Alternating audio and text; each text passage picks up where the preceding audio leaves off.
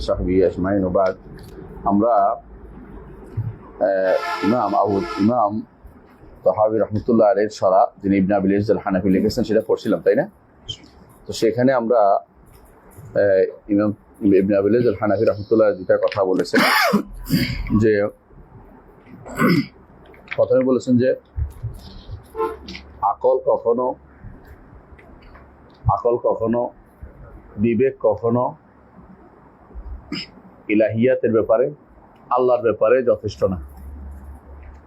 বিবেক কখনো আল্লাহর ব্যাপারে জানার জন্য যথেষ্ট না। এই জন্য আল্লাহ তাআলা নবী পাঠিয়েছেন, কিতাব পাঠিয়েছেন, আল্লাহ তাআলা বাণী নাযিল করেছেন। কারণ যদি যথেষ্ট হতো তাহলে তিনি শাস্তির ব্যবস্থা করতেন। কিন্তু ওমা কুন্না মুআযিবিনা হাত্তা নাবআসা রাসূলা, রাসূল না প্রেরণ করে তিনি কাউকে শাস্তি দেন না। এই জন্য বিবেক কখনো যথেষ্ট না হওয়াতে আল্লাহ তাআলা কি করেছেন? হুজ্জাত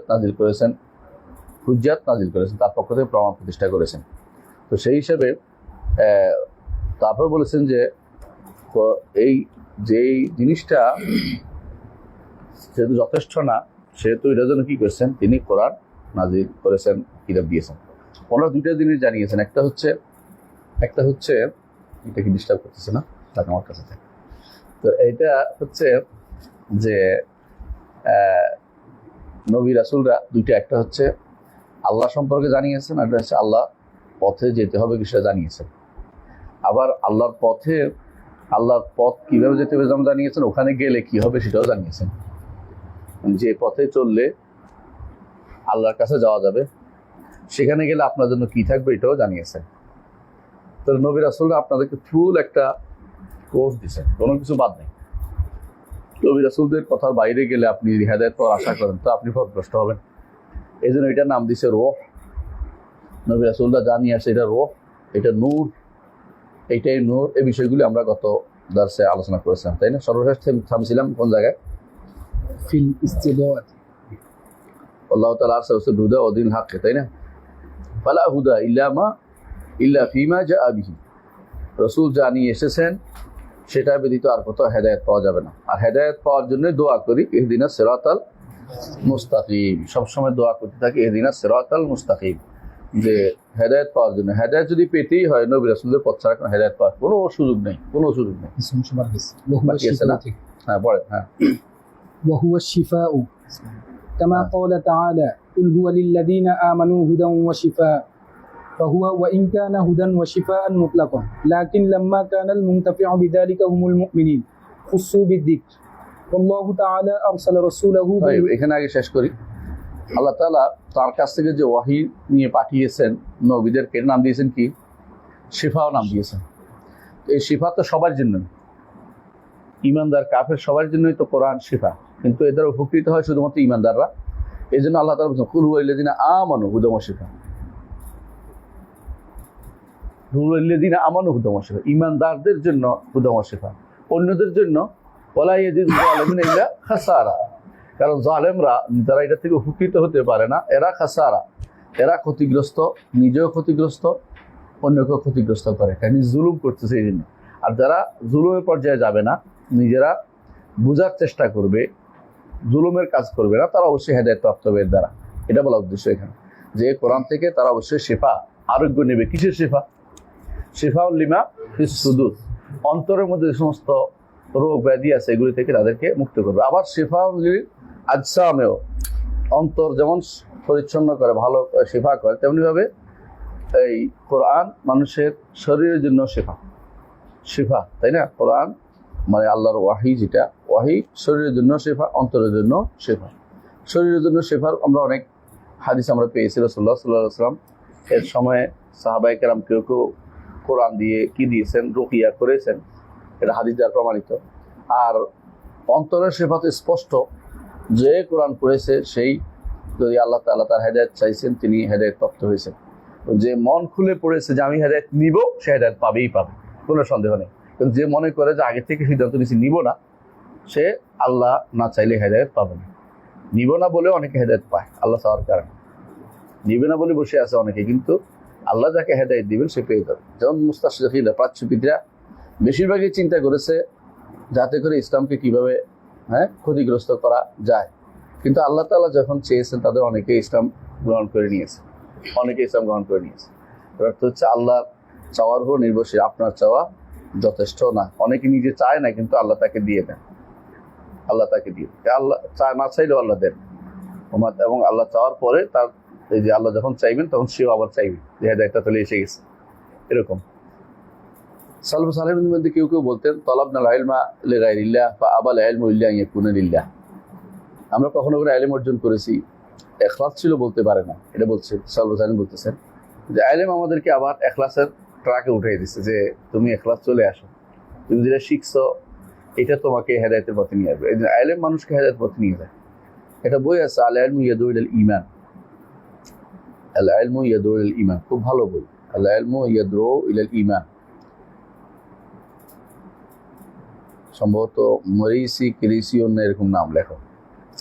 এটা জ্ঞান, মানে আপনি যত জানবেন, যদি আল্লাহ হেদায়েত নসিব আপনার থাকে আপনি হেদায়েত পেয়ে যাবেন। যতই আপনি চিন্তা করেন না হেদায়েত, আপনি মনে করছেন পড়ার জন্য পড়ছি, কিন্তু দেখবেন যে এটা হেদায়েতের পথে নিয়ে যাচ্ছে আপনার। এটা মূল কারণ হচ্ছে আপনাকে আল্লাহ যেটা চাইবেন এটা হবে। আল্লাহর কাছে যদি সফর ভালো লাগে আপনার কর্মকাণ্ড, আল্লাহ আপনাকে হেদায়েতের পথে নিয়ে দেবে। মান ইয়াহদিল্লাহু ফাহুয়াল মুহতাদ ওয়া মান ইউদ্লিল ফালান তাজিদ লাহু ওয়ালিয়্যান মুরশিদা। তাই জি আল্লাহ তাআলা কয় والله تعالى أرسل رسوله بالهدى ودين الحق فلا هدى إلا فيما جاء به। তবে হেদায়েত নিয়ে আসছে কে? মুহাম্মদ রাসূলুল্লাহ সাল্লাল্লাহু আলাইহি সাল্লাম। তিনি হেদায়েত নিয়ে আসছেন কার কাছ থেকে? আল্লাহর কাছ থেকে। সুতরাং তিনি যে পথে আসছেন এই পথ ছাড়া হেদায়েত পাওয়ার কোনো সুযোগ নেই, কোনো সুযোগ নাই। কেউ হেদায়েত পাবে অন্য কোনো পদ্ধতিতে, কোনো গ্রিকদের পদ্ধতিতে অথবা দার্শনিকদের পদ্ধতিতে অথবা কালাম শাস্ত্রের পদ্ধতিতে কোনো হেদায়েত পাবে না। হেদায়েত পেতেই হলে কোরআন এবং সুন্নাহর মাধ্যমে শুধু আপনাকে হেদায়েত পেতে হবে। এই পদ্ধতিকে যারা পাশ কাটিয়ে যাবে তারা কোনো হেদায়েত পাবে না। এটাই হচ্ছে বলা উদ্দেশ্য। এই জন্য শুরুতেই আপনাকে আপনার অন্তরটাকে পরিচ্ছন্ন করার জন্য, যে আপনাকে হেদায়েত নেওয়ার জন্য, আপনাকে উদ্বুদ্ধ করার জন্য তিনি এই বক্তব্যটা নিয়ে এসেছেন। জি। ولا ريب أنه يجب على كل أحد أن يؤمن بما جاء به الرسول إيمانا عاما مجملا، ولا ريب أن معرفة ما جاء به الرسول على التفصيل فرض على الكفاية। দুইটা কথা বলছে, একটা হচ্ছে ঈমান মুজমাল লাগবে। ঈমান মুজমাল বলতে আমাদের সমাজে যেটা প্রচলিত আছে এটা আসলে কোনো শক্তিশালী দলিল নেই। সেটা কি আছে? আমানতু বিল্লাহি, না এটা না, আমানতু বিল্লাহি এটা ঈমান মুওয়াসসা তোদের কাছে। আমানতু বিল্লাহি কামা হুয়া বিআসমাই ওয়া সিফাতিহি ওয়া কাবিল জামি আহকামি আরকান। এটা তারা বলছে সংক্ষেপে আর কি, আমানতু বিল্লাহি কামা হুয়া বিআসমাই ওয়া সিফাতিহি। এটা দোষের কিছু হয় না, ভালো কথা এটা, কিন্তু এটা ঈমানের কোনো দলিল কোথাও নাই। এটা কি ঈমানের যে একটা এটা বানাইছে আর কি, কষ্ট করে বানানো খারাপ না, যে আমি সব আরকান মানি, সব আহকাম মানি, আল্লাহর উপর ঈমান আনছি, যেভাবে তার কামা হবে আসমাই ও সিফাত, কি আসমা সিফাত আছে, এটা খারাপ কথা না, ভালো কথা, কিন্তু এটা কোথাও আসে নাই। মানে এটা এইটাকে ঈমানিয়া আর কালেমা হিসেবে আসে নাই। কিন্তু 5 কালেমা বানাইছে তো, তাই না? 5 কালেমা, এর মধ্যে এটা একটা কালেমা বানাইছে, কালেমা, হ্যাঁ কালেমার নাম দিছে মুজমাল, হ্যাঁ ইমানে মুজমাল নাম দিছে। এটা কোথাও আসে নাই, কিন্তু এটার মধ্যে কোনো খারাপ কিছু নাই, এটা আবার বলছে। কিন্তু এটা না আসার কারণ হচ্ছে, এটা আসলে এতটুকুই যথেষ্ট না। আপনি আল্লাহর উপর ঈমান আনছেন, অন্যগুলি কই যাবে?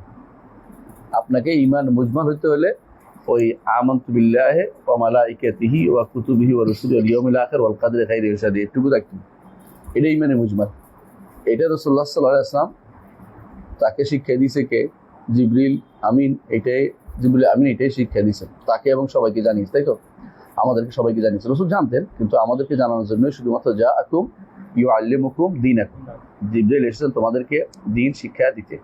তো রাসূলুল্লাহ সাল্লাল্লাহু আলাইহি ওয়াসাল্লামকেও জানিয়েছেন, আমাদেরকেও জানিয়েছেন। রাসূল আগে থেকেও জানতেন। রাসূল উদ্দেশ্য হচ্ছে প্রশ্ন করে বের করে নিয়ে আসা। প্রশ্নের মধ্যে বের করলে অনেক সময় সেটা স্পষ্ট হয়ে যায়। তো সেই হিসাবে ঈমানে মুজমাল এটাই, আমানতু বিল্লাহি ওয়া মালাইকাতিহি। ঈমানে মুফাসসাল কোনটা? বিস্তারিত জানা, ফেরেশতারা কিসের তৈরি, তারপরে ফেরেশতারা খায় কি খায় না কি, তারা কি করে, তাসবিহ কর্মকাণ্ড কি, প্রত্যেকের কর্মকাণ্ড আলাদা। এটুকু হচ্ছে কি ঈমানে মুফাসসাল। ঈমানে মুফাসসাল জানাটা ফরজে কিফায়া, কিন্তু ঈমানে মুজমাল জানাটা ফরজে আইন। ঈমানে মুজমাল জানতে গিয়ে যদি কোনো কেউ আল্লাহ সম্পর্কে খারাপ ধারণা পোষণ করে, খেয়াল করবেন জিনিসটা, তাহলে সে ব্যক্তি ঈমান মুফাসসাল জানা তখন ফরজ হয়ে যায়। আর যখন ঈমান মুফাসসাল তার খারাপ ধারণা না আসে, তখন এটুকুই তার জন্য যথেষ্ট। এই জন্য অনেকেই ঈমান আনছে, ঈমান আনিয়ে মারা গেছে, তাই না? তার যথেষ্ট হয়ে গেছে। তো কিন্তু ঈমান আনার পরে যখন আপনি জানেন যে এখানে পথভ্রষ্টদের কথা ঢুকে যাবে কারো অন্তরের ভিতরে, অথবা কেউ আল্লাহ সম্পর্কে খারাপ ধারণা নিয়ে বসে আছে, আল্লাহকে সৃষ্টির মতো মনে করতেছে, অথবা আল্লাহকে স্রষ্টা, তার আল্লাহ কোথায় এটা সে জানে না, সে উপরে যে ফিতরাতান যেটা মানুষ মানে এটা সে মানতেছে না, এই জাতীয় মানুষগুলো যাদের অন্তরে এটা আছে তাদের জন্য ঈমান ও মুফাসসাল জানা ওদের জন্য ফরজে আইন হয়ে যাবে। কারণ যখনই ফিতনা আসে তখন ফিতনা দূর করা ফরজে আইন হয়। ফিতনা না আসা পর্যন্ত জোর করে এগুলি আর উল্লেখ করতে হয় না। এই জন্য সাহাবায়ে কেরামের জন্য বিস্তারিত বর্ণনা করা অনেক সময় জরুরি মনে হয় না, কারণ তারা এটাও জানতেনি, তাদের মনের ভিতরে তাদের আল্লাহ সম্পর্কে তাদের ধারণার কোনো ভুল ছিল না। কিন্তু এই জন্য তাদের ঈমান ও মুজমাল যথেষ্ট ওই সময় হবে যখন ঈমান ও মুজমালের ভিতরে খারাপ কোনো আকীদা না ঢুকে যায়। আর যখন খারাপ আকীদা ঢুকে যায় তখন ঈমান ও মুফাসসাল যে বিষয়ে ঢুকছে ওই বিষয়টা পরিশুদ্ধ করা জরুরি হয়ে পড়ে। এই জন্য আমরা আগেও বলেছি, ইমাম আহমদ ইবনে হাম্বল যখন বলেছেন কালামুল্লাহ আল কোরআন কালামুল্লাহ গায়রু আল কোরআন কালামুল্লাহ গায়রু মখলুক বলতে তিনি বাধ্য করছেন। কেন বলছেন? কারণ মাখলুক বলার মতো লোক তৈরি হয়ে গেছে, এই জন্য। আবার আল কোরআন কালামুল্লাহ, যেমন আল্লাহ তাআলা তিনি আরশের উপরে, আল্লাহ তাআলা আর রহমান আল আরশে আস্তাওয়া, আল্লাহ তাআলা আরশের উপরে, তেমন তো আলিন আলা খালকি, তিনি সবকিছুর উপরে। অলু সবাই জানতো, এই জন্য এটা আর ব্যাখ্যা করার দরকার লাগে না, কারণ সমস্ত হাজার দল বুঝে চালা উপরে। কিন্তু যখনই আসছে যে অলু অর্থ হচ্ছে অলু আল কাদার অথবা অলুল হলু, এটা বলছে অলুল কাদার, আল্লাহ তাআলা হচ্ছে শুধুমাত্র সম্মানের দিক থেকে অথবা ক্ষমতার দিক থেকে, তখনই আপনাদেরকে বাড়াইতে হবে কি বা এনুমিন খালকে, বা এনুমিন খালে, কারণ এইটা না বাড়াইলে এখন তার শুদ্ধ, তখন পরে যে আইন হয়ে যাবে যে শুদ্ধ করে দেয়া। এই জন্য আহমদ ইবনে হাম্বলের সময় কেউ যদি কোনো না বলতেন, চুপ থাকতেন, তিনি তাকে বেদাতি বলতেন। চুপ থাকছো কেন? কার জন্য চুপ থাকছো তুমি? কেউ যদি বলতো যে আমি আর বলবো না, এটা এখন বলা যাবে না। এই জন্য অনেকে বলে না আমি ঈমান আনলাম বলে ফেলছি, আমানতু বিল্লাহ, এই যথেষ্ট না, কারণ আপনার এখানে ঈমান না আনার লোকও আছে, এখন বিভ্রান্ত লোক প্রচুর আছে। সুতরাং আপনার এখানে চুপ থাকার কোনো সুযোগ নাই। আপনাকে স্পষ্ট বলতে হবে আপনি কোন আল্লাহর উপর ঈমান আনছেন।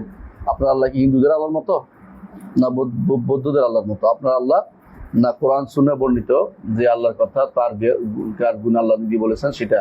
সুতরাং এখানে কোনো কোনো জায়গাতে চুপ থাকে, বলে আমি একটুকু বলছি আমানতু বিল্লাহ যথেষ্ট, বলে না এখন যথেষ্ট হয়নি। আমানতু বিল্লাহ আপনি কোন আল্লাহর উপর ঈমান আনছেন?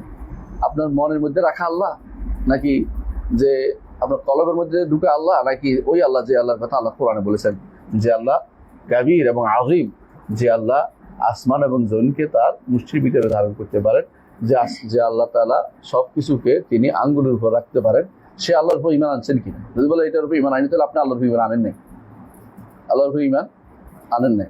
এই জন্য রাসূলুল্লাহ সাল্লাল্লাহু আলাইহি ওয়াসাল্লাম অনারবের ঈমানটা পরীক্ষা করেছেন। বলতেই তো পারতো, বলে আমানতু বিল্লাহ, বলছে ঈমান আনছি, বলছে না, বলছে ঈমান আল্লাহ কোথায় বলেন। এটা কেন বলছেন?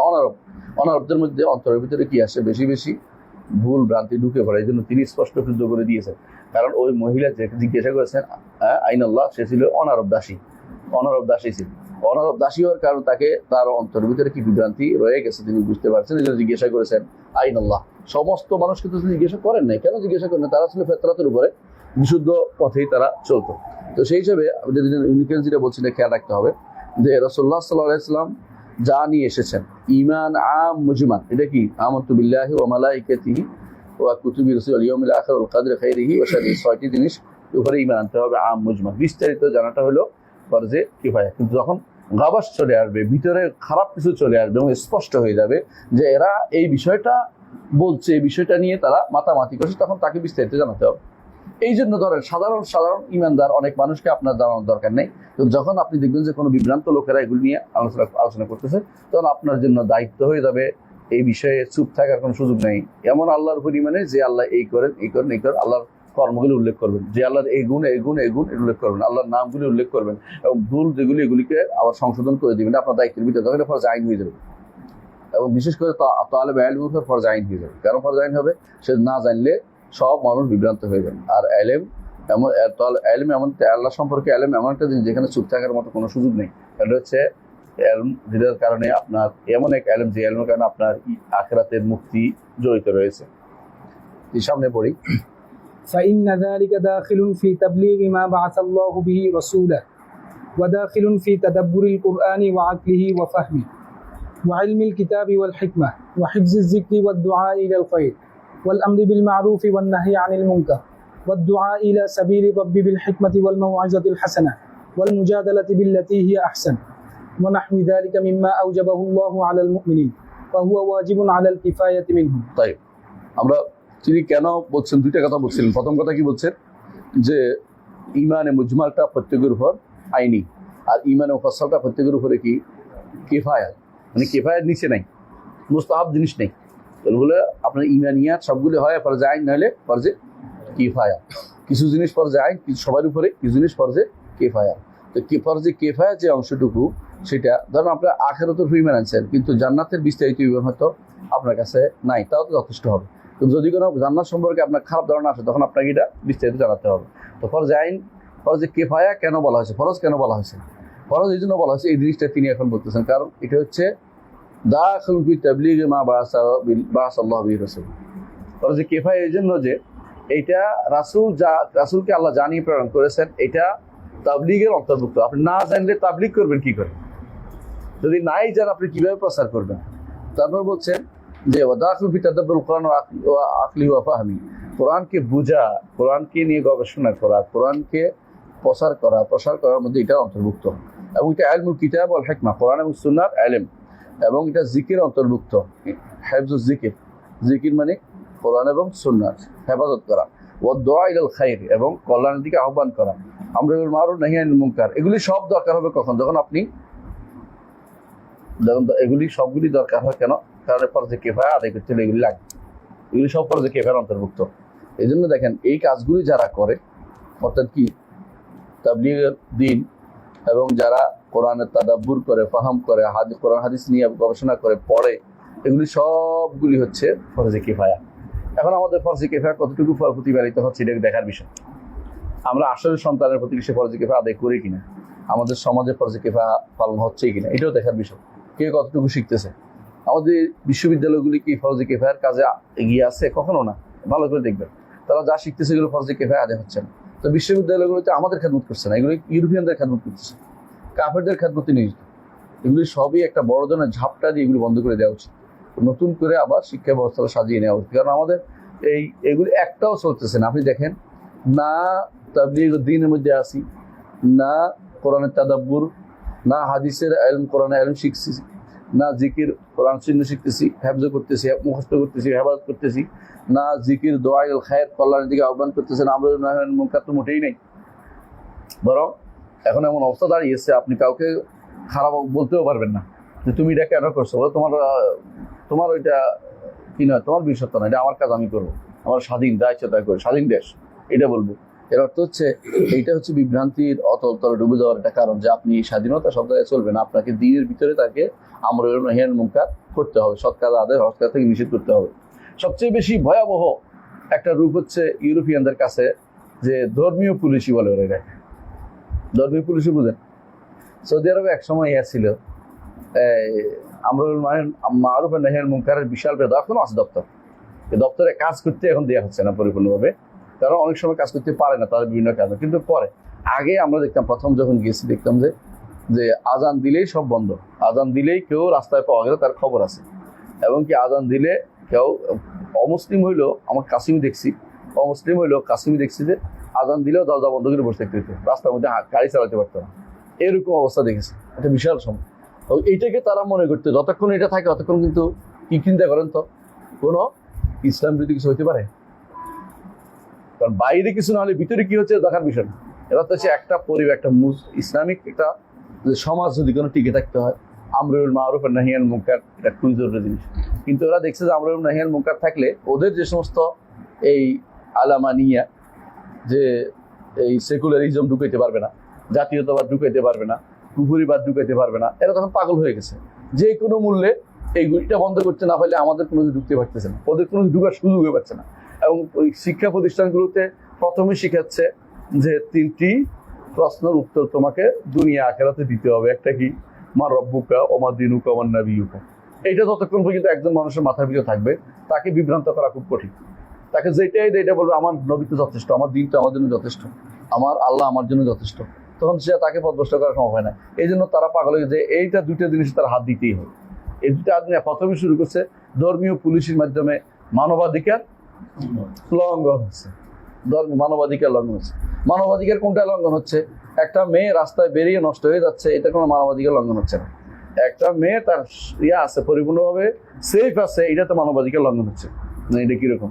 শিয়ালে ডেকে বলে আহা আমি কত স্বাধীন দেখ, আর তোরা মোরগরা সব কোয়ারের ভিতরে বন্দি, হায় হায় রে, তোরা আমাদের মধ্যে বেরিয়ে যা, দেখবি কত স্বাধীন, এই যে আমি কত বাতাস খাচ্ছি। তো তাদের কথা শুনে বেরিয়ে যায়, শিয়ালে একটা একটা করে খায়। এগুলো শুরু করছে এটাই বর্তমানে, তাই শুরু করছে এরা। এই আমরুল নাহি আনিল মুনকার এইটা কেন দরকার? কারণ এলমের দরকার। তাহলে বুঝতে হবে আল্লাহ রাসূল যা নিয়েছেন এটা জানলে আমরুল নাহি আনিল মুনকার করার সম্ভাবনা, এটা করতেই পারবো না। মুনকার জানতে হবে, মারুফ জানতে হবে। যেটা মুনকার জানা মারুফ জানা তার কাছে সে কি করতে বলবে, এরপরে কি করবে? মুনকারের দাওয়াত দিয়ে বসবে। মুনকার দাওয়াত বুঝেন তো? হ্যাঁ, আগামী কয় তারিখ? বুধবার। কিসের দাওয়াত দিচ্ছে এখন? মিলাদ দাওয়াত। যেটা মুনকার না? কেন হয়েছে এটা? এমন একটা সমাজ তৈরি যারা মারুফ ছিলেন না, মুনকার ছিলেন না। এটা আমাদের নবী আমাদেরকে বলে দিয়েছেন, একটা সময় আসবে যে সময়ে ফিতনার এমন একটা সময় আসবে যে লা ইয়ারুফুনা মারুফান ওয়া লা ইনকুরুনা মুনকারান। মারুফ হচ্ছে না মুনকার, বরং এক উল্টাটাও হবে। আসবাহুল মারুফু মুনকারান ওয়াল মুনকারু মারুফান, উল্টো হয়ে গেছে। আপনি যদি এখন আপনি ভালো বিশুদ্ধ আকীদা ও মানহাজি দাওয়াত দেন, আপনার জন্য প্রয়োজনে তারা ইহুদিদের সাথে হাত মিলাবে বিদাতিরা, তারপর আপনার বিরোধিতা করবে। দেখছেন আপনার যারা কয়দিন পর্যন্ত অনেকগুলি ছোটখাটো কারণ দেখছেন না, কিছুই না, এই সমস্ত পদের কোনো পদবি কিছুই না, কিন্তু ওরা পাগল হয়ে গেছে একটা গোষ্ঠী, কি যে এটাও তো একটা পেয়ে গেল, মানে পাগল হয়ে যাচ্ছে। এটা কোনো কারণ না, কিছু না, এটা দিয়ে কিছু হবে না। তাদের এই বর্তমান সিস্টেমের মধ্যে এমনভাবে সিস্টেম আছে, এই সিস্টেমে কেউ ইচ্ছা করলে সঠিক পথে আসতে পারে না। এমন একটা সিস্টেম তৈরি করা হয়েছে, সঠিকভাবে চলতে পারে না, অনেক সিস্টেম তৈরি করছে, সিস্টেমটাই নষ্ট। এর মধ্যে একজন চাই যদি কোনো একটু ভালো করার চেষ্টা করে, তার একটা চেষ্টা করতে দেয় না, করতে দিবে না। মানে আপনি ইহুদি নাসারা হয়ে আসেন, কোনো সমস্যা নেই, কিন্তু যেন কোনো ওয়াহাবি না আসে, কোনো ওয়াহাবি যেন না আসে। এই কবর পূজারীরা সবসময় ওয়াহাবিদের বিরোধিতা করছে, খ্রিস্টানদের পক্ষে নিয়েছে। খ্রিস্টানরা নেপোলিয়ন যখন ঢুকছে মিশরে, সর্বপ্রথম কাদেরকে হাতে নিয়েছে জানেন? মাজার পূজারীদেরকে। কারণ তারা জানে যে ওনার একটা কথা আর আমাদের শত শত বাহিনীর মতো। আমরা যেটা বাহিনী দিয়ে ঠান্ডা করতে পারবো, উনি একটা কথা বলবে, এদেরকে বিরোধিতা করিও না, এরা ভালো, বাস শেষ, সব ঠান্ডা হয়ে গেছে। বাহিনীর মধ্যে, মুসলিম বাহিনীর মধ্যে ওদের লোক রয়েছে, সাধারণ মানুষের ওদের লোক রয়েছে, এই জন্য ওরা সবসময় দোষর হয়। বেদাতিরা সবসময় এদের দোষর হয়ে থাকে, কাদের? উপনিবাসীদের দোষর হয়ে থাকে সবসময়। বেদাতিরা কখনো এর বিরোধিতা করেন। আপনি দেখবেন এই হুজুরগুলি দেখবেন যে শিরকের দোষর, কুফরের দোষর, এরা কোনোদিন বিরোধিতা করে না। যারা বিরোধিতা করে ওদের নাম হয়ে যায় কি ওয়াহাবি। এই জন্য দেখবেন এই ডব্লিউ হান্টার লিখছে কি দ্য ইন্ডিয়ান মুসলিমস বইটা লিখছে, এটার মধ্যে দিচ্ছে কি মাল্লা এনায়তালি বেলায়তালি হজ করতে গেছে যাইয়া ওয়াহাবি আন্দোলন দীক্ষিত হইয়া আইসা এই দেশে আমাদের বিরুদ্ধে আন্দোলন শুরু করছে। নিসার আলী কিতুমির হজ করতে গেছে যাইয়া ওই দেশ থেকে আইসা আমাদের বিরুদ্ধে আন্দোলন শুরু করছে। হ্যাঁ, তারপর বলছে হাজী শরীয়তুল্লাহ হজ করে এসে কি করছে, আমাদের বিরুদ্ধে আন্দোলন শুরু করছে, কারণ ওয়াহাবি আন্দোলন দীক্ষিত হয়েছে। তারা এই জন্য ওয়াহাবি আন্দোলন নাম দিচ্ছে এটাকে। যারা ওদের বিরুদ্ধে কথা বললো তারা ওয়াহাবি। তাহলে যারা বলে নাই তারা কারা? মাজার পূজারীরা, কোনো সন্দেহ নেই। এই দেশে মাজার পূজারী গোষ্ঠী সবসময় ছিল, যারা সবসময় মিলাদ নিয়ে থাকতে পছন্দ করে। তাদেরকে যদি মিলাদের জন্য পয়সা দেয় তারা আরো খুশি যে আমাদেরকে একটা বড় কাজের জন্য সুযোগ করে দিছে। এরা পছন্দ করে যে কে আমাদেরকে এই সুযোগের মধ্যে এই সুযোগে রাখবে। এই জন্য বোঝা গেল যে সবসময় বাতিলকে সহযোগিতা করে আরেক বাতিল পরস্পর সহযোগী। আর ইমানদাররা সবসময় তারা অল্পই হয়ে থাকে। কালিউল মিন ইবাদিয়াশ শাকুর, এরা সবসময় পুরা ইয়ার বিরুদ্ধে নামে, পুরো এমন একটা ইনস্টিটিউটের বিরুদ্ধে নামে যে ইনস্টিটিউটের মধ্যে বড় হয়েছে মানুষ, ছোটকাল থেকে বড় হয়ে গেছে, ছোটকাল থেকে শিক্ষিত হয়ে একজন শিক্ষিত হয়ে আসছে। আমাদের বিশ্ববিদ্যালয় যদি আপনি বলেন, ইসলামী বিশ্ববিদ্যালয়ের কথা বলছি, ইসলামী বিশ্ববিদ্যালয়, সেখানে যদি আপনি কোনোদিন ক্লাসে বা কোথাও বলেন, দেখবেন যে আপনার বিরুদ্ধে টিচার দাঁড়িয়ে যান। টিচার আপনাকে দেখবেন নম্বর কমার জন্য বসে আছে, কারণ সেটা আপনারা কমবে, কেন তার এখনো মাথার ভিতরে ঢুকে আছে এই বেদাতি জিনিস। সে আপনি ভালো এটা আপনি চিন্তা করবে না, সে চিন্তা করবে এটা তো ওয়াহাবি, এটারে কেমনে করা যায়, এই চিন্তায় বসে তার বিভ্রম থাকে। কারণ তাদের মাথার এটার উপর বড় হয়েছে। এইটা পরিবর্তন করা হচ্ছে এই বিশাল কাজ, যেটা লিইয়ুযহিরাহু আলা দ্বীনি কুল্লিহি, আল্লাহ যেটা বলেছেন এটা। তাহলে বোঝা গেল এই কাজগুলি করতে হলে আপনাকে কি করতে হবে? ফরজে কিফায়া জানতে হবে। ফরজে কিফায়াটা হচ্ছে যে বিস্তারিত জানা। আর ফরজে আইন সবাই না জানে, যার মধ্যে আমরা এটাই বলছি বিভ্রান্তি নাই, তার মধ্যে ফরজে যে অল্প জানাটাই যথেষ্ট। কিন্তু যেটার মধ্যে বিভ্রান্তি আছে এখানে অল্প জানা যথেষ্ট হবে না। বুঝে আসছে কথাটা? কারণ সেই বিভ্রান্তি এসে যাওয়ার কারণে এখন এটাকে বিস্তারিত জানা ফরজ হয়ে গেছে। হ্যাঁ জি, এখন পরে وأما ما يجب على أعيانهم فهذا يتنوع بتنوع قدرهم وحاجتهم ومعرفتهم وما أمر به أعيانهم ولا يجب على العاجز عن سماع কুদারিম করছে না, যা জবাব দিছে না কুদার কেন কুদরাতিহিম বলছে। হ্যাঁ হ্যাঁ বুঝছেন তো, কুদরাতের বহু বচন করছে। হ্যাঁ, আম্মা মা ইয়াজিবু আলা আয়ানিহিম فهذا يتنوع بتنوع قدرهم وحاجتهم ومعرفتهم وما أمر به أعيانهم ولا يجب على العاجز عن سماع بعض العلم أو عن فهم دقيقه ما يجب على القادر على ذلك. হ্যাঁ বলছে তার উপর ফরজে আইন যেটা, এটা হচ্ছে মানুষের মধ্যে তার ক্ষমতা, তার প্রয়োজন এবং তার জানার যে লেভেল, এটা অনুসারে বিভিন্ন হয়ে থাকে। এই জন্য যেটা ওমা উমরা বিহি আয়ানুহুম ওয়ালা ইয়াজিবু আল আজিজ আন সামা'i বাদিল ইলমি, এবং যে সমস্ত জিনিস কোনো কিছু যে আজিজ যে অপারগ যে তার জন্য কোনো কিছু ইলম না জানলেও চলে, অপারগ যে। তো অনেক মাসালাতে আপনি সাধারণ মানুষকে বুঝাতে গেলে আরো বিভ্রান্তি তৈরি হয়ে যাবে, তার এটা বলার দরকার নেই। কিন্তু তালেবে ইলম জানতে হবে। কেন জানবে সে? কারণ এটার বিপরীতে কি আছে, বিভ্রান্তি লোক তৈরি করার লোক রয়েছে, বিভিন্ন লোক তৈরি রয়েছে। এই জন্য সাধারণ মানুষকে খুব সূক্ষ্ম মাসালা দিয়ে আপনি তাদেরকে পরীক্ষা করবেন না। কিন্তু আল্লাহ কোথায় এটা সূক্ষ্ম মাসালা নয়, এটা কি আল্লাহ কোথায়, এটা হচ্ছে একেবারে স্পষ্ট মাসালা। এই জন্য রাসূলুল্লাহ সাল্লাল্লাহু আলাইহি ওয়াসাল্লাম সাধারণ মানুষকে জিজ্ঞাসা করেছেন, সাধারণ মানুষ, দাসী একদম সাধারণ। ওই দাসী কি করতো? কোনো আলেমা ছিল না। এই দাসী কি ছিল?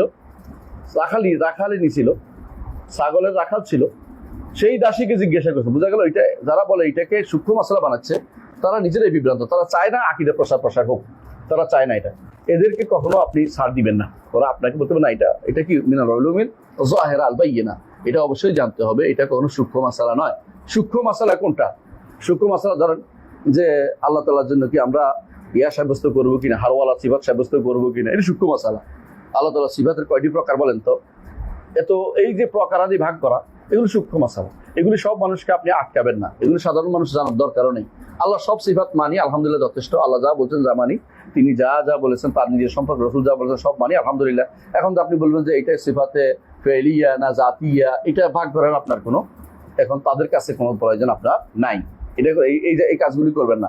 কিন্তু যেগুলি না জানলে ইমানদার হওয়া যায় না, এগুলি যদি আপনি জানেন যে এর মধ্যে এই বিভ্রান্তি থাকতে পারে, তাহলে স্পষ্ট করে দেওয়া হচ্ছে ফরজে আইন।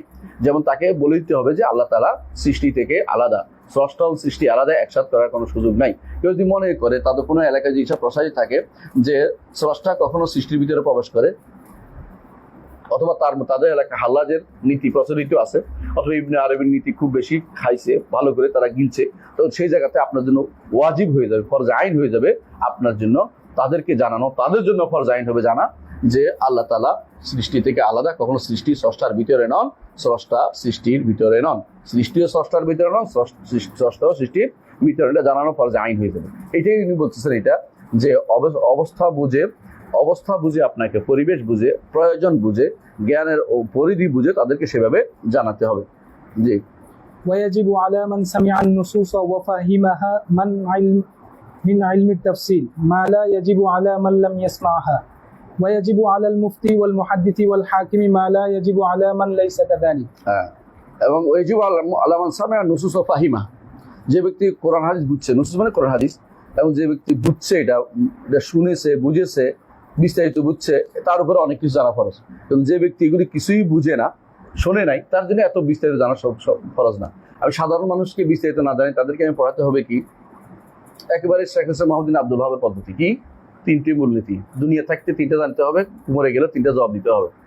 কিন্তু একজন আলেমকে বলতে হবে না আপনি কোরআন তাফসির পড়ার দরকার নেই, এটা বলুন, তার তাফসির পড়তে হবে, তাকে হাদিসের ব্যাখ্যা জানতে হবে। কেন জানতে হবে? কারণ তিনি হচ্ছেন জগতের আলো, তার মাধ্যমে জগতে কি হবে, আলোকিত হবে, তার ইলম দিয়ে জগৎ আলোকিত হবে। তিনি যদি কোনো সাধারণ মানুষের মতো হয়ে যান, একটা গোষ্ঠী যদি না থাকে, তাহলে মানুষের প্রশ্নের উত্তর কে দিবে? এই জন্য আল্লাহ তাআলা বলছেন ওমা কানাল মিনুনা লিয়ানফিরু কাফা ফালাউলা নাফারা মিন কুল্লি ফিরকাতিন মিনহুম তায়ফাতুন লিয়াতাফাক্কাহু ফিদ-দ্বীন ওয়া লিয়ুনযিরু কওমান ইযা রাজাউ ইলাইহিম লাআল্লাহুম ইয়াহযারুন।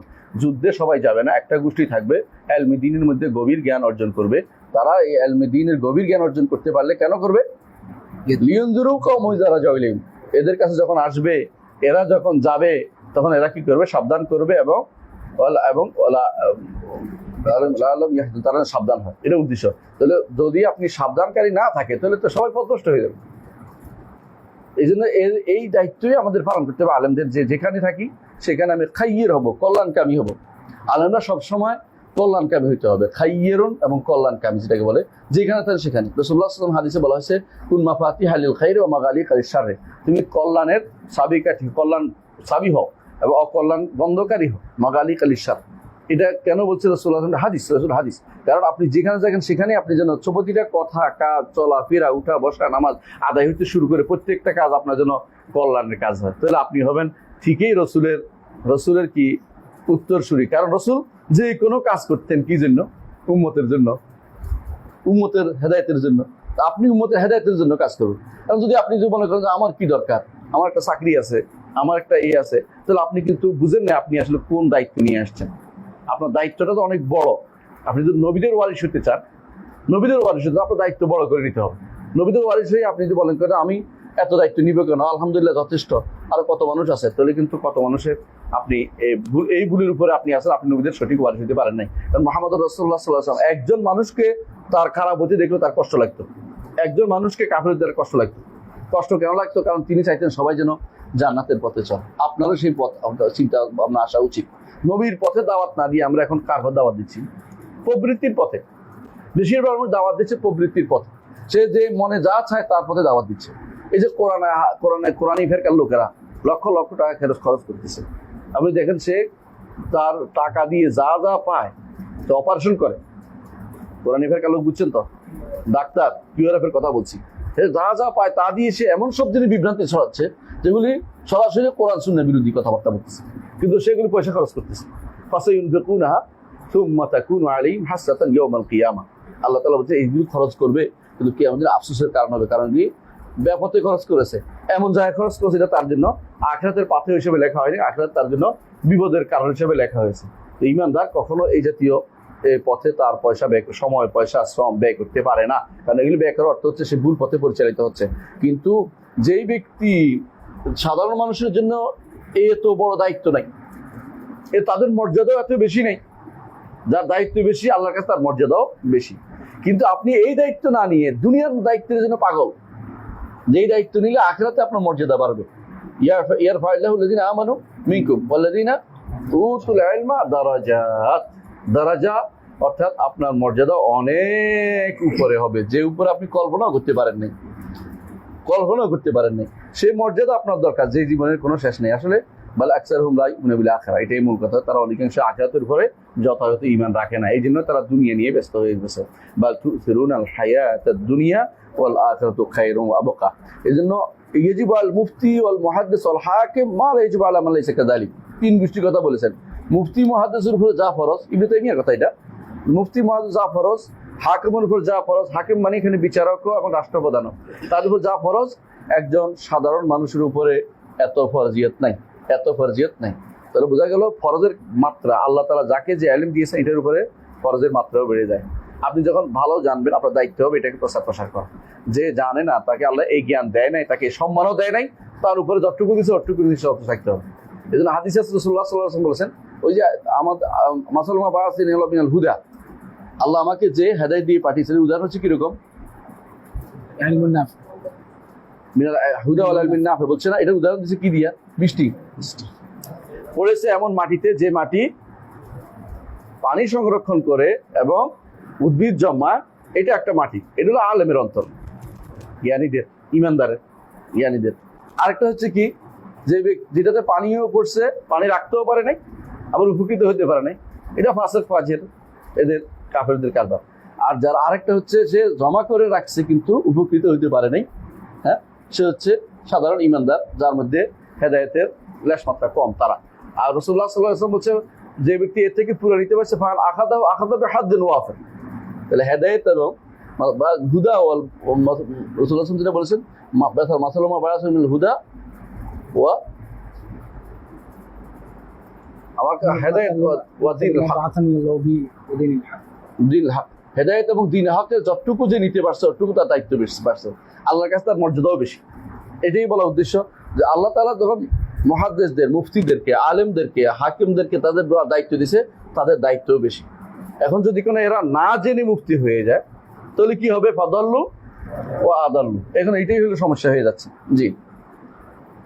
وينبغي أن يعرف أن عامة من ضل في هذا الباب أو عجز فيه عن معرفة الحق فإنما هو لتفريطه في اتباع ما جاء به الرسول وترك النظر والاستدلال الموصل إلى معرفته মারিফাতিহি দ্বারা। এখন বলি, তিনি বলতেছেন যে এটা জানা ইয়ানবাগি ইউরাফা না আমাতু মান দাল্লা হাযাল ফি হাযাল বাব। কোন বাবের মধ্যে? হ্যাঁ, ইলাহিয়াতের মধ্যে। আল্লাহ সম্পর্কে জানার ব্যাপারে, আল্লাহ সম্পর্কে জানার ব্যাপারে এবং আল্লাহ আকীদা এবং শরীয়তের ব্যাপারে জানার ব্যাপারে যারা পথভ্রষ্ট হয়েছে, বেশিরভাগ পথভ্রষ্ট হচ্ছে কি জন্য? কেন হয়েছে? লিতাফরিতি। যারা পথভ্রষ্ট হয়েছে অথবা যারা অপারগ হয়ে গেছে, মূল এই কারণ যে নিজ তাফরিদ করেছে। তাফরিদ মানে হচ্ছে হ্যাঁ না, বাড়াবাড়ি না, এফরাত বাড়াবাড়ি। তাফরিদ হলো ঘাটতি করা, কম করা। তারা এইবারে তারা শ্রম ব্যয় করে নাই। কোন ভাবে শ্রম ব্যয় করে নাই? ফি ইত্তিবা'i মা জা'a বির রাসূল।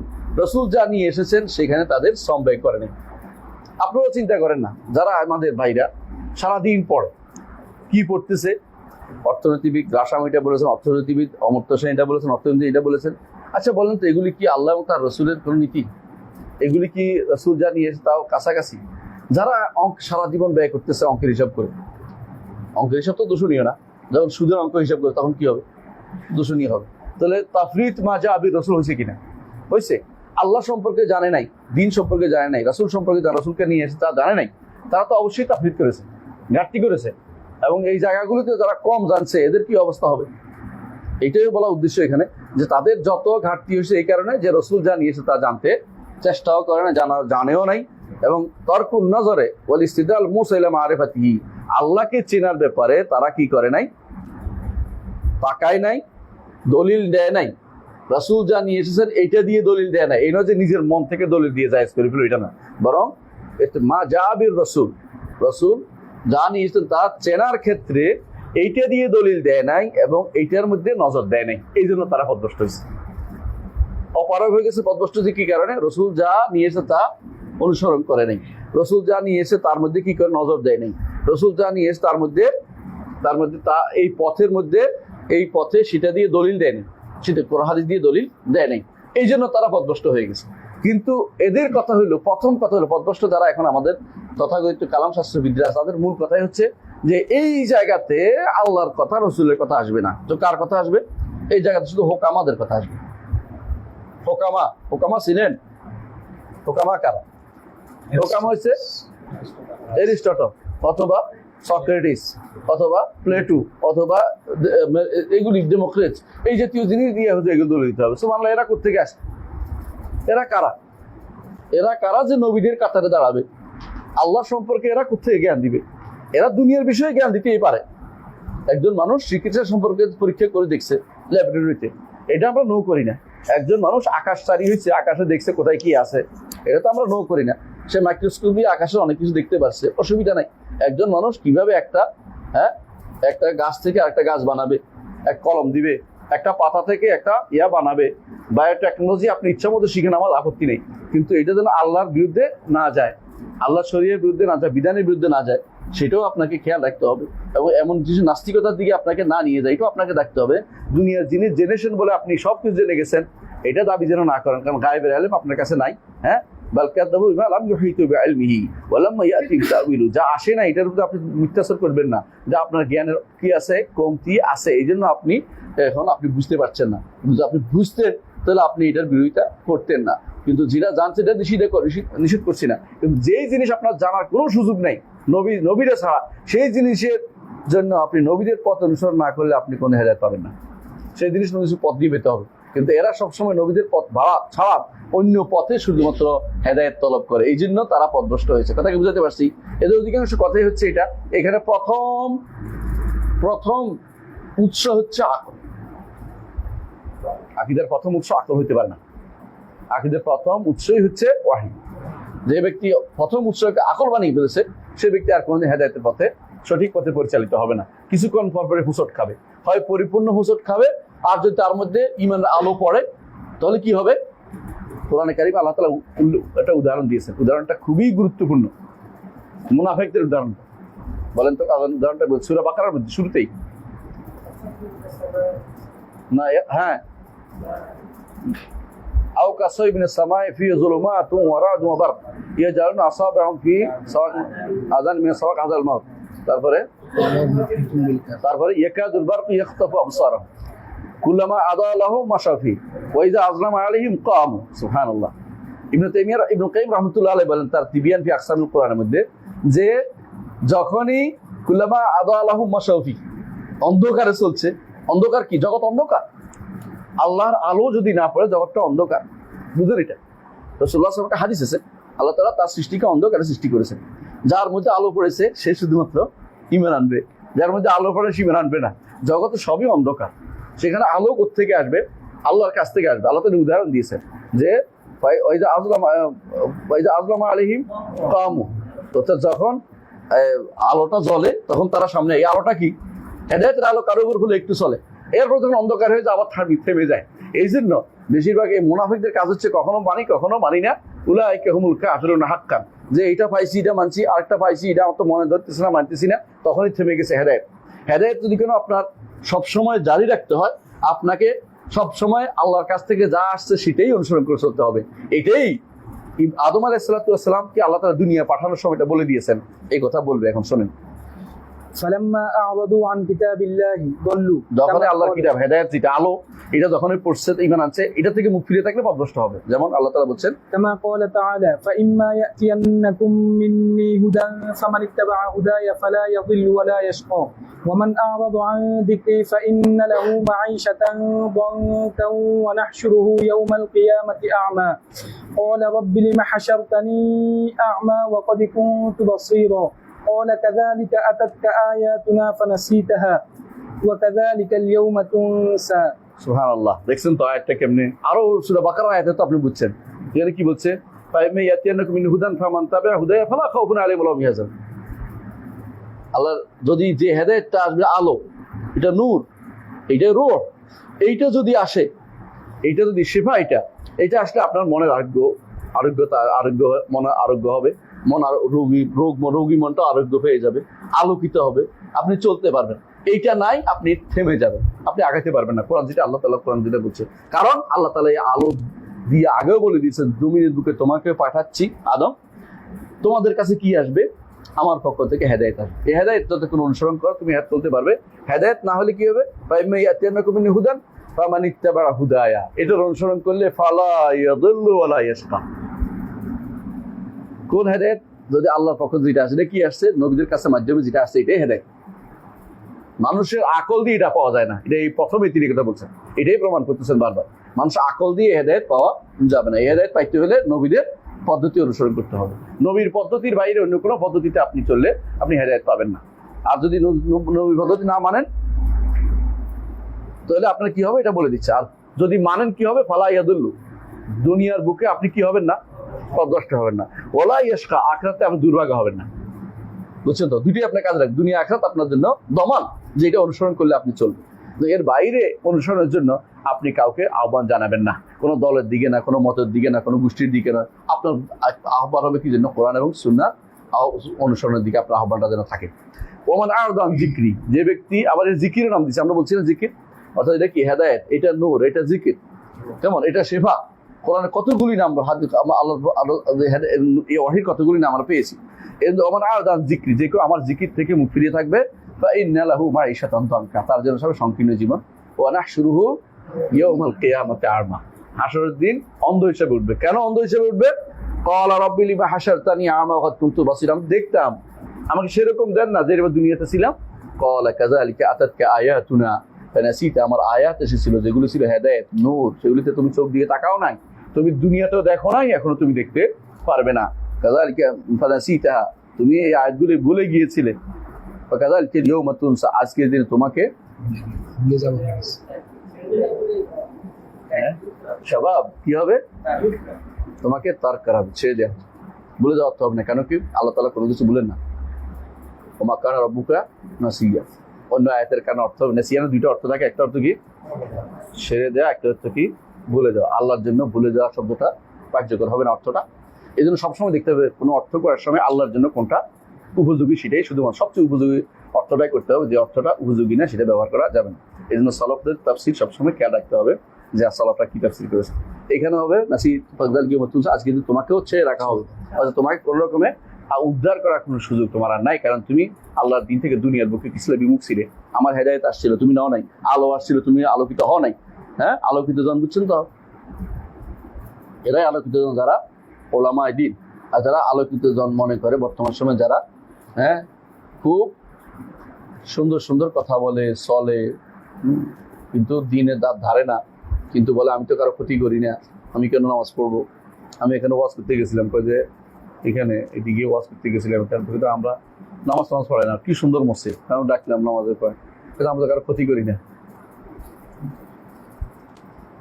আমরা কারো ক্ষতি করি না। তো নামাজ পড়তে তওবা ইস্তেগফারের জন্য ক্ষতি করি নাকি? মানে কত বড় অহংকার চিন্তা করে দেখছো। মানে তার সে মনে করতেছে নামাজ পড়তে হবে তওবার জন্য, নামাজে আল্লাহ পাক এটা ভুলে গেছে। অনেক মানুষ আছে, আপনি অনেক মানুষকে দেখবেন যে বলো যে আমি এই নামাজ পড়ি না, ঠিক আছে, কিন্তু আমি কিন্তু পাকা ইমানদার, আমার ইমানের মধ্যে কোনো সমস্যা নেই। অনেকে এটা বলে, দেখুন বুঝে একজন বলতেছে, শুনতেছে ডাক্তার একজন বলতেছে যে আমি নামাজ পড়ি না, কিন্তু আমার ইমানের কোনো সমস্যা নেই। এটা তামাশা আর কি, এটা নিয়ে দিন যে বুঝে কি বুঝছে হে যায়। মানে সে বলতে চাচ্ছে এটা যে আমি কারো কোনো ক্ষতি করি না, কারো ভালো করতে আপনি এমনি আদিষ্ট, অতিরিক্ত জিনিস ইমান আনতে সবার আগে আদিষ্ট। আপনি খারাপ করবেন না বা ভালো করবেন না, শাস্তি আরেকটা ভিন্ন জিনিস। এটা আপনাকে প্রথম কথা হচ্ছে আল্লাহ যে আলো দিয়েছেন সে আলো মানতে আপনি বাধ্য, কোরআন এবং সুন্নাহ মানতে আপনি সম্পূর্ণরূপে বাধ্য, কোনো কিছু আপনার জন্য ছাড় নেই, এটা মনে রাখতে হবে। জি পড়েন এরপরে। قال ابن عباس رضي الله عنهما تكفل الله لمن قرأ القرآن وعمل بما فيه ألا يضل في الدنيا ولا يشقى في الآخرة ثم قرأ هذه الآيات تكفل الله لمن قرأ القرآن وعمل بما فيه ألا يضل في الدنيا ولا يشقى في الآخرة। আল্লাহ দায়িত্ব নিচ্ছেন, আল্লাহ দায়িত্ব নিচ্ছেন। ইবনে আব্বাস বলেন যেই ব্যক্তি কোরআন পড়বে এরপর আমল করবে, যে দুনিয়াতে সে পথভ্রষ্ট হবে না, আখিরাতে হতভাগীতে অন্তর্ভুক্ত হবে না। তারপরে এই আয়াত করেছেন কোনটা, ফামান ইত্তাবা হুদায়া ফালা ইয়াদুল্লু ওয়ালা ইয়াশকা। কারণ আল্লাহ বলে দিয়েছেন এটা কোরআনে কারীম। এবং এই জন্য কারণটা হচ্ছে এটা হচ্ছে নূর, এটা হচ্ছে আলো। আর এই পথে চললে শুধুমাত্র আপনি হেদায়েত প্রাপ্ত, দুনিয়াতে হেদায়েত পাবেন, আর আখিরাতে এই পথে চললে আপনি জান্নাতে যেতে পারবেন সহজে, কোনো আপথে আটকাবেন না, অন্ধ হবেন না। ওয়া নাহশুরু ইয়াউমাল কিয়ামাতি আলা উজুহিহিম উমিয়ান ওয়া সুম্মান ওয়া বুকমান। কাফেরদের যারা দুনিয়াতে অমিয়ন সুম্মন বুকমন অমিয়ন ছিল, তারা সেখানে এইভাবে উঠবে। আল্লাহ বলছে না সুম্মন বুকমন অমিয়ন কাদেরকে বলছে? যারা আল্লাহর হেদায়েতের দিকে আলো নেয় না, কোরআন থেকে আলো নেয় নাই, তারা আখিরাতে কিভাবে উঠবে? সুম্মন বুকমন অমিয়ন হিসাবে আখিরাতে উঠবে। কারণ তারা ঠিক যেভাবে তুমি চলেছ সেভাবে তুমি সেখানে উঠবে। একেবারে হুবহু কোরআনকে আপনি বাস্তবতার সাথে দেখবেন মিলে যাবে। যদি আপনি কোরআন না শুনেন তাহলে আপনি কি অবস্থা হবে? দুনিয়াতেও আপনার সাথে কোরআনও বলা হয়েছে, আর অন্য আয়াতও বলা হয়েছে তাদেরকে অন্ধ হিসাবে উঠানো হবে। অন্ধ হিসাবে কারোর জন্য আরো অতিরিক্তভাবে কথাও বলতে পারবে না, কারণ তারা হক কথা বলে নাই, জানার পরেও হক কথা বলেনি। যেমন অমিয়ন বধিরও হবে, তারা কানও শুনবে না, কারণ এখন তারা শুনে না। লাহুম আযানুন লা ইয়াসমাউনা বিহা ওয়া লাহুম আ'য়ুনুন লা ইউবসিরুনা বিহা ওয়া লাহুম কুলুবুন লা ইয়াফকাহুনা বিহা।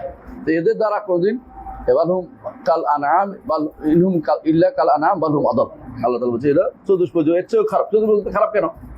এটা কুকুরও ভালো, কুকুর সর্বাবস্থায় ভালো যদি কোনো কাফের ইচ্ছে।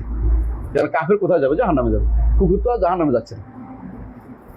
আর যদি ইমানদার হয়, ইমানদার অবশ্যই সর্বাবস্থায় কাফের কুকুরের চেয়ে ভালো, কারণ কুকুর মাটি হবে, ইমানদার একসময় জান্নাতে যাবে। তো আল্লাহর আলো যতটুকু আপনি নেবেন অতটুকু আপনার কাজে লাগবে। আল্লাহর যে আলো আপনাকে দিয়েছে, শেফা যেটা দিয়েছে, হেদায়েত যেটা দিয়েছে, ওটা যদি আপনি নিতে না চান, আপনাকে দুনিয়া আখিরাতে আপনাকে এর চেয়ে খারাপ অবস্থা আর কেউ না, আপনার অবস্থাটা সবচেয়ে খারাপ অবস্থা থাকবে। আল্লাহর আলো যতটুকু নেবেন আপনি অতটুকু আপনার কাজে লাগবে। এটাই হচ্ছে সিবগাতুল্লাহ। ওয়া মান আহসানু মিনাল্লাহি সিবগাতান লিকাওমিন ওয়া নাহনু আবিদুন। হ্যাঁ, এটাই আল্লাহর সিবগা। এটা হচ্ছে আল্লাহ তাআলা যা দিয়েছে এটা দিয়ে নিজেকে রঙিন করা। এর অর্থ এই নয় যে বেদাতীদের সিবগা না। বেদাতি শিক্ষা বুঝেন, বদল সেবা তারা বোঝায় যে বাপ্তিস্য হওয়া, মানে মুরিদ হওয়া, এবং তাদের কোনো পানি দিয়ে তাদেরকে কিছু দিয়ে তাদেরকে ইয়া বানানো, খেরকা দিয়ে কাপড় দিয়ে তাদেরকে পেঁচানো, এগুলি তারা মনে করে তাদের বেদাতি সেবগা। এই সেবগা উদ্দেশ্য না, কিন্তু কোরআন এবং সুন্নাহকে যথাযথ অনুসরণ করে আল্লাহর পথে পরিচালিত হওয়া, এটা নাম হচ্ছে সেবগাতুল্লাহ। আমার আসাদুল্লাহ সেবগাতান, হ্যাঁ, লেখাবিন আবিদ না, হ্যাঁ, নাহনুল আবিদুন। জি, এরপরে পড়েন।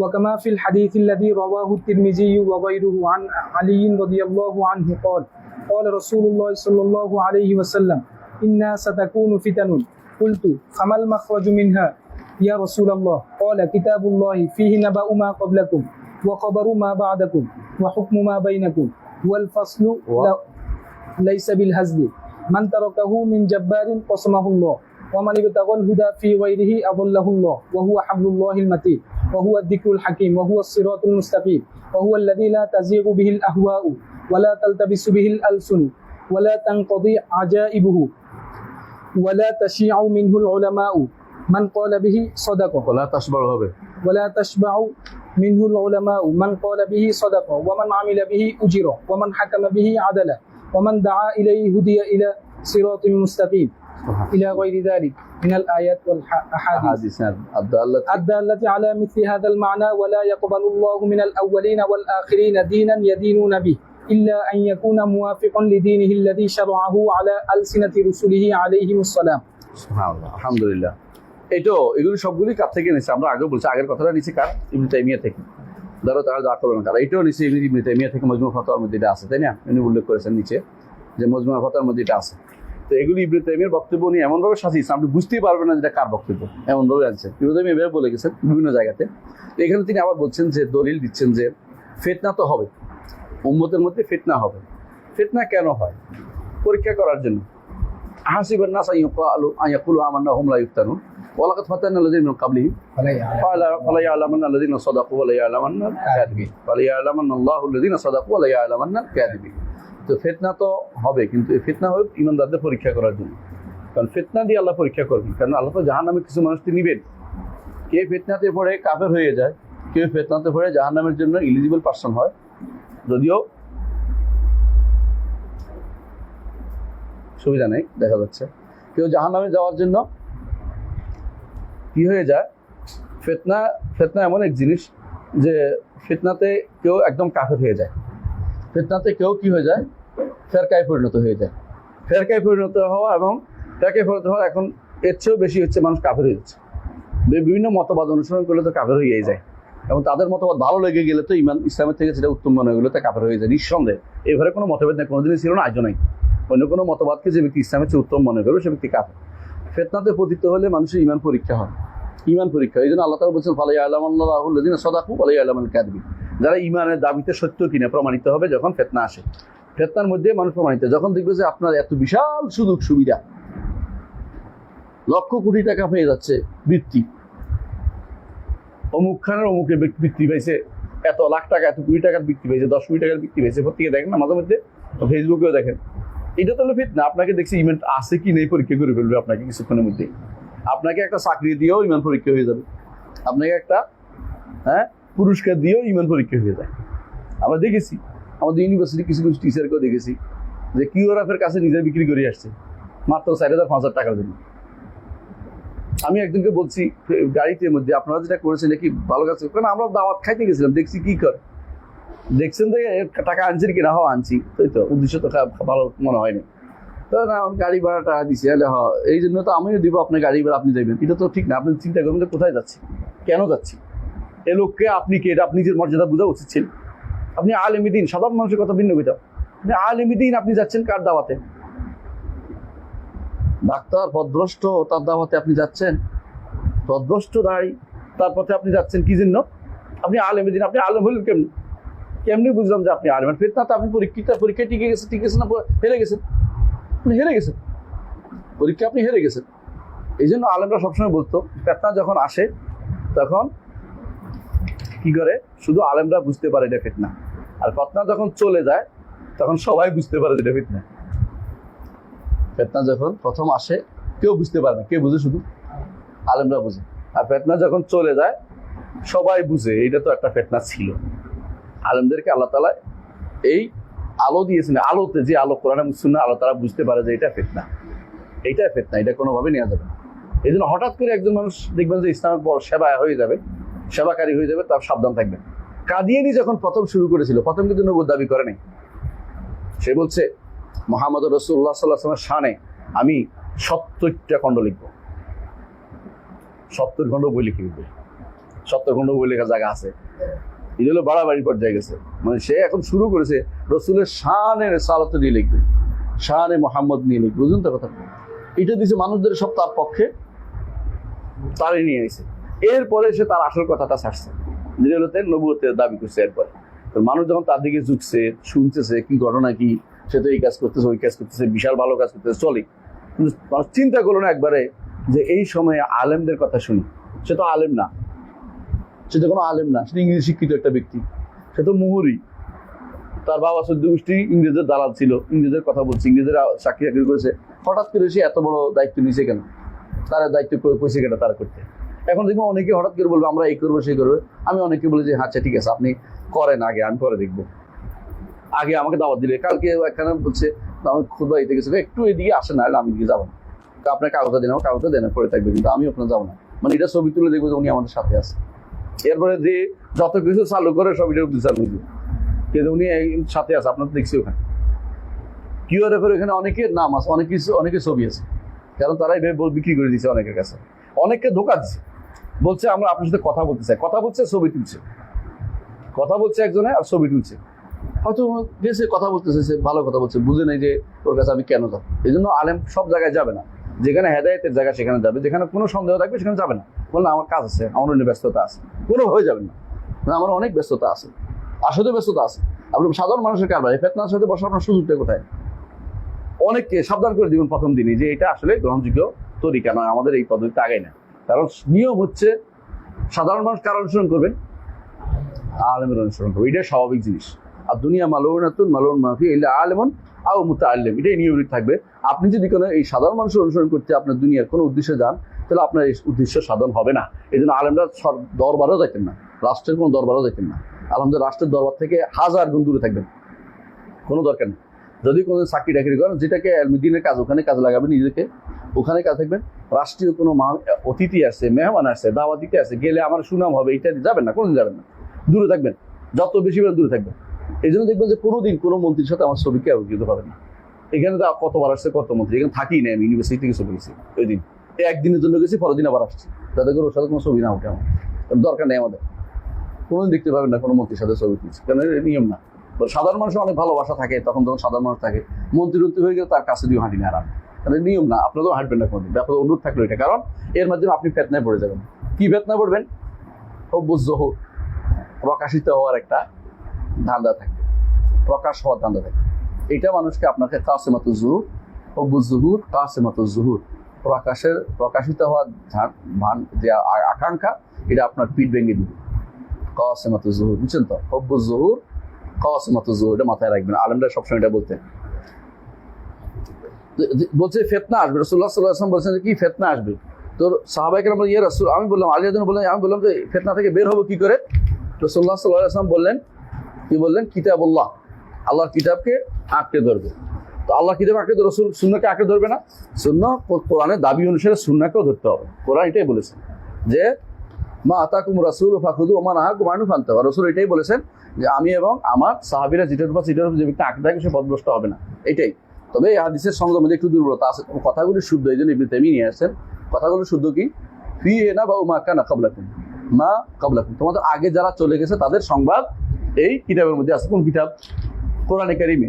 আগের লোকেরা পথভ্রষ্ট কেমনে হয়েছে এটা আপনি বুঝবেন, হেদায়েতের কথা কোথায় আছে এটা আপনি বুঝবেন, মুনাফিকরা কেমনে মুনাফিক হলো এটা আপনি বুঝবেন। একটু আগে আপনাদেরকে দলিল দিয়েছি কোরআন বাকারার আয়াত দিয়ে, যে যখন আলো আসে তোরা চলে, আলো না হলে বন্ধ হয়ে যায়। কারণ এই আলোটা হচ্ছে আল্লাহর পক্ষ থেকে দেয়া আলো, নূরের আলো। ও খবর মা বা দেখো আপনাদের পরে কি হবে সেটাও কোরআনে কারিমে এসেছে। কি এসেছে? খবর কি হবে? জান্নাত জাহান্নামের কথা, মরে গেলে এরপরে কি হবে বিস্তারিত কোরআনে কারিমে আসছে। ও হুকমু মা বাইনাকুম, তোমাদের মধ্যে কি হুকুম দরকার সেটা অবশ্যই কোরআনে কারিম বলে দিচ্ছে। অথবা হাকাম, কোরআন তোমাদের মধ্যে ফয়সালা কি হবে, এই অর্থ হতে পারে, দুই অর্থ হতে পারে। তোমাদের ফয়সালার বিষয়টা কোরআনে কারিমে ফয়সালা করে দিয়েছে। হুয়াল ফাসলু সেটাই মীমাংসাকারী লাইসা বিল হাজল, কোনো কি কথা না, হাজল মানেও যেগুলি মানে হ্যাঁ ঠাট্টা যেমন অর্থ, ঠাট্টা ছাড়া আরেকটা ছাড়া যেটা অর্থহীন কোনো কিছু সেখানে নাই, এটা বলতে হবে। কারণ এখানে তো হাজল তো ঠাট্টা তো আর কোরআন না, মানে অর্থহীন কোনো কিছু সেখানে নাই।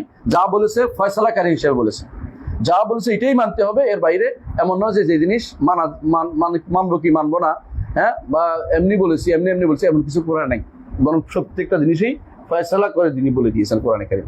এই জন্য কোরআনে কি হয়েছে ফয়সাল, কোরআন হচ্ছে ফয়সাল, আল ফুরকান কোরআন, এই জন্যই আল ফারকু বাইনাল হাক্কি ওয়াল বাতিল, আল ফুরকান ইয়াফরাকু বাইনাল হাক্কি ওয়াল বাতিল। মান তারাকাহু মিন জাব্বারিন কাসামাহুল্লাহ, কোনো জাব্বার যদি কোনো অহংকারী যদি কোনো এটাকে ছেড়ে দেয়, আল্লাহ তাকে একদম ধ্বংস করবেন। ওয়া মান ইত্তাকাল হুদা ফি গায়রি আদাল্লাহুল্লাহ, যে কেউ হেদায়েত চাইবে কোরআন ছাড়া কি হবে, আল্লাহ তাকে পথভ্রষ্ট করে দিবে। ওয়া হুয়া হাবলুল্লাহিল মাতিন, কোরআন হচ্ছে আল্লাহ সুদৃঢ় রশি। ওয়া হুয়া যিকরুল হাকিম, কোরআন হচ্ছে আল্লাহর জিকির যেটা হিকমতপূর্ণ। ওয়া হুয়া সিরাতুল মুস্তাকিম, সঠিক সিরাতুল মুস্তাকিম হচ্ছে কোরআন। ওয়া হুয়া আল্লাযী লা ইয়াস্তাযিগু বিহিল আহওয়া, যেটা পড়লে প্রবৃত্তি পথভ্রষ্ট হয় না, যার মাধ্যমে প্রবৃত্তি আপনার ঠিক থাকে, প্রবৃত্তি সঠিক পথে পরিচালিত হয়। ওয়ালা তালতাসু বিল আলসুন, এটা পড়লে মানুষের লেসান কি হয় না, ইলতিবাস হয় না, অর্থাৎ এরকম নয় যে আপনি এটা পড়ে বিভ্রান্ত হয়ে গেছেন, আপনি এটা পড়ে আপনার এই আড়ষ্ট হয়ে গেছেন, উল্টাপাল্টা কথা সব বলতেছেন, আপনি যে সমস্ত কথা বলতেছেন এগুলো অর্থহীন, এমন কিছু কোরআনের মধ্যে নাই। হ্যাঁ, ওলা ইলতিবাস হয় না, ইলতিবাস বুঝছেন তো, মানে বিভিন্ন রকমের কথা এসে আপনাকে কি হয়ে যায়, মাথা মুখে উল্টাপাল্টা কথা, একবার এটা বলে একবার এটা, এরকম না, কোরআনের মিল আছে পরিপূর্ণভাবে। ওলা তানকাজি আজাইবু, তার আজাইব কোনো শেষ হবে না, যত পড়েন তত নতুন কিছু হবে, ততই পড়ে আপনি কিন্তু এটা তো আগে মনে মাথায় আসেনি, এমন জিনিস তথ্য কখনো আসবে আপনার হেদায়েতের জন্য, এটা কারণ হবে। একটি আয়াত কারো হেদায়েতের জন্য কারণ হয়েছে।